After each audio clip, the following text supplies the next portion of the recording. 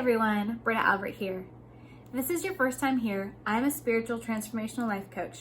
It's my goal for this channel to help you overcome the obstacles that are standing in the way of you living your best and most authentic life. In today's video, this is actually going to be video number 1 of the new series I'm going to do on the book Trilogy, Conversations with God. So today we're going to have an introduction into Conversations with God. Now, before we get started, if God is a trigger word for you, feel free to replace the word God with spirit, source, universe, whatever works best for you and your belief system where you're at. The reason that this book is called Conversations with God is because as source or spirit or God, whatever you prefer to call it, has this interaction with the author, based upon the author's belief system and where he is at is what God is presenting itself as. So as I already stated, Conversations with God is actually a 3-book series written by Neil Donald Walsch. In 1992, Neil Walsch wrote God a seething, angry letter. Now, unbeknownst to him, he would actually receive some answers to this letter that he wrote to God. After those questions were done, he asked more questions and he received more answers. The way that he describes it is once he was done writing that initial letter and he was so angry at God, his hand almost froze and he was not able to put his hand away. Just as he was about to put the pen down, his hand froze over the paper and started to write. And he had no idea what he was about to write. Then came the answer that started all of this. Neil's hand wrote, "Do you really want answers to all of this, or are you just venting?" Now, I want you to take a moment and ponder that question. If this was you, and you just got done writing God a letter, you are so angry about everything that's happening in the world, or everything that's happened in your life, and you're asking all the questions that have been on your heart, do you really want to know the answers? Or would you just be venting? What if you don't like the answers? What if the true answers conflict with your personal beliefs? Well, Neil had the best answer I think you possibly can. He said both. Yes, he was venting, but if there was a possibility for him to find answers to the questions that he was asking God, he was down for it. Now, before he knew it, he was having a full conversation with God. And in his own words, he was not so much writing as he was taking dictation. One of the next things that Neil asked God was, how does God talk? God replied, "I talk all the time. But it's not a question of if I talk, but more who listens." God suggested replacing the word talk with the word communicate. Rarely does God communicate through words. Most of the time, it's actually through feelings, as feelings are the language of the soul. God also communicates through thought. Now, thought and feelings are not the same thing. Where thought is more pictures and images, thought is a lot more effective when using as a communication tool. God also uses the vehicle of experience to communicate. Only when thoughts, feelings, and experiences all fail will God use words. The reason that God doesn't tend to use words when he's communicating is that words have a tendency to be misunderstood or misinterpreted. We take language and the same word can mean so many different things in so many different contexts, let alone the fact that we often question whether the thoughts that we think are even real. Where words may help you to understand something, experience allows you to know something. But there are some things that you can't experience. And so there's also thought and feelings. The irony is that people place such importance on the Word of God and so little importance on experience. In fact, there's such little value that when what you experience of God differs from what you've heard of God, you discard the experience and cling to the words. It should be the exact opposite. Your feelings show you what you intuitively know about something, and these are methods used to communicate. However, not all thoughts, feelings, and experiences are from God.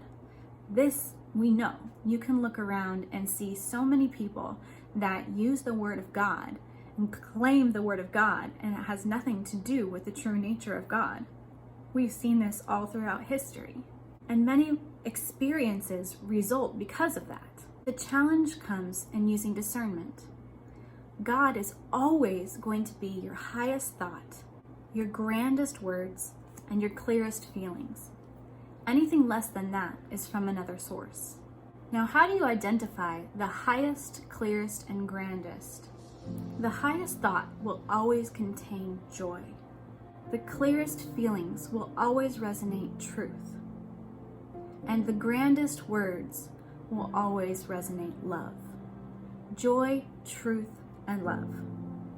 They are interchangeable, and one always leads to the other. It doesn't matter what order you experience them in. If they are one of those three things at the true core, that is communication from God. So let's take a moment and think about our news. And it doesn't matter if you're watching this now or if you're watching this sometime in the future. This statement will be applicable, I promise. How many times in the news have you heard something that resonated with either joy, love, or truth? You can probably count on one hand, if at all. Now, God's most powerful communicator is experience. And unfortunately, that's the one that we tend to ignore the most. This is why we keep experiencing the same things over and over and over again. You're constantly reliving the same relationship. New relationship, same story. New job, same story. New town that you live in, same story. Why do you continue to experience the same story over and over and over again? Because you're not listening to God. You're not listening to the truth of your own experience, which is showing you that what you're doing isn't working, and it's showing you the right way. But it takes great courage to listen. It takes responsibility to do something about what you hear. Now, people often talk to God. They ask for things. They beg God for things, to heal people, to give them something, to give them a certain life, give them courage, give them peace, give them love, whatever it is. Sometimes they're thankful, but how many times are they actually stopping to listen? Now knowing that you can listen, then you can have an actual conversation where you can go back and forth. Now, it's at this point in the beginning of the book where Neil asks God, how do I know this is you? How do I know this isn't all just in my head? And I think that's a really fair question, right? If this were you and you were in the same situation as Neil, how much would you be questioning your own sanity in this exact moment? We've grown so accustomed to having to hear from God from other people and not having that direct communication with God for ourselves. It's completely normal to sit there and wonder, am I crazy? Am I making this up? Is it all in my mind? And I'll tell you, God had the best answer. God said, what does it matter if it is? Of all the ways that God communicates, don't you think that God could use your imagination to communicate with you as well?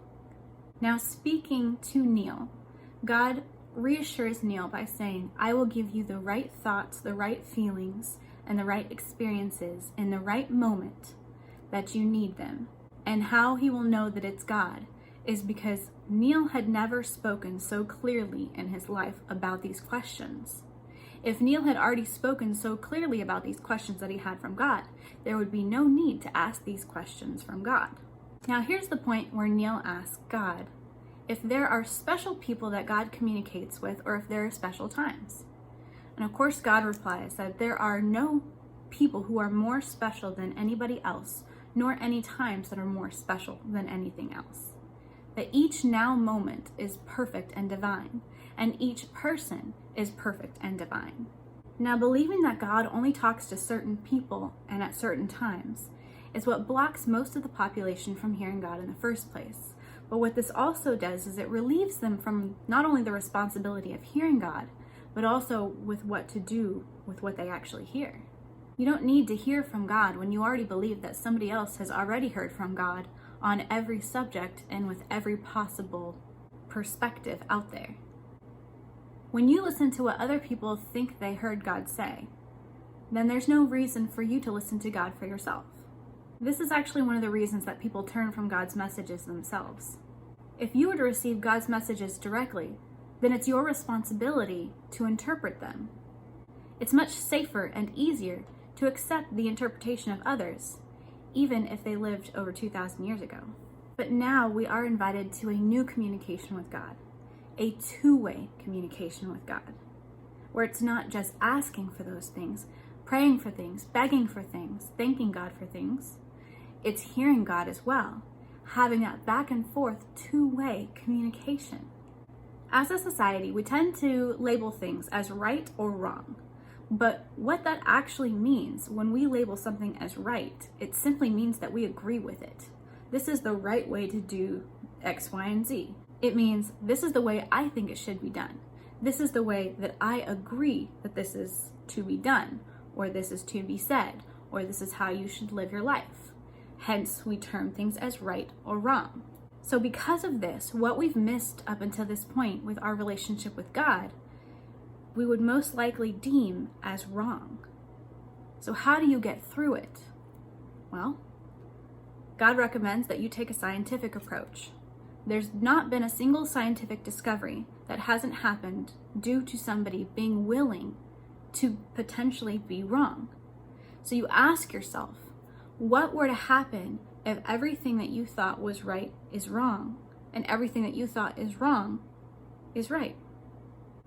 You cannot hear God unless you stop thinking that you've already heard God. You cannot know God unless you stop thinking that you already know God. So even if you've read the books or listened to the audiobooks before, I still highly recommend that you come along on this journey with me. Number one, as a refresher. And number two, as we all have different insights, I might have a perspective that you didn't see before. So I hope that this piques your interest, and I'm so excited to share more on conversations with God.